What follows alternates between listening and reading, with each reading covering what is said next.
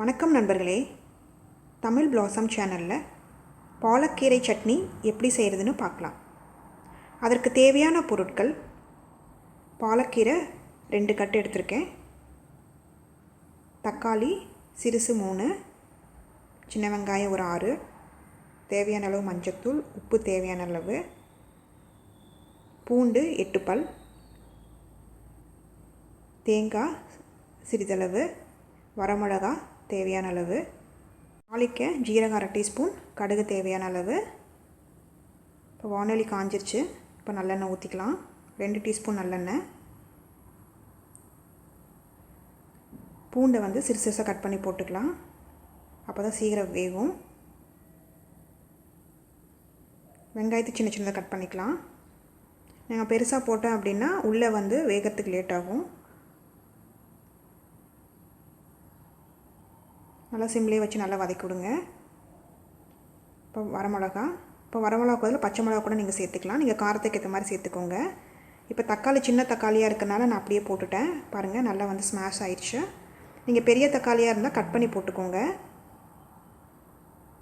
இந்த எண்ணெயிலே நல்லா வேகட்டும், சிம்மில் வச்சுக்கோங்க. இப்போ தேங்காய் திருவல் போட்டுக்கலாம். நான் ஒரு 4 டீஸ்பூன் தான் தேங்காய் திருவல் போட்டிருக்கேன். உங்களுக்கு ஜாஸ்தி வேணும் அதுக்கேற்ற மாதிரி போட்டுக்கோங்க. அதுக்கேற்ற மாதிரி சட்னி ஜாஸ்தியாக கிடைக்கும்.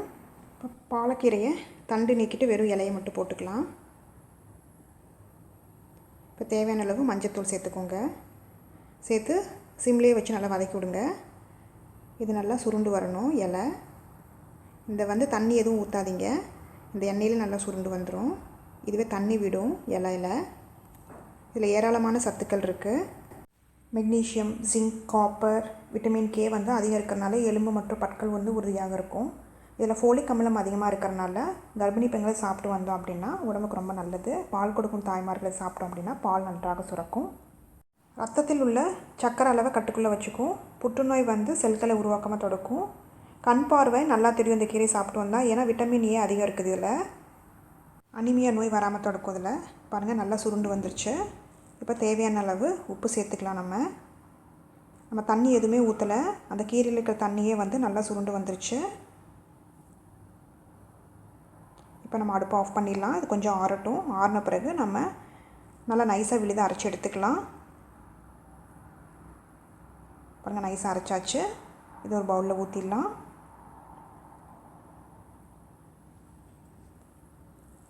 இப்போ நம்ம தாளித்து கொட்டிடலாம். 1 ஸ்பூன் எண்ணெய் ஊற்றிட்டு கடுகு,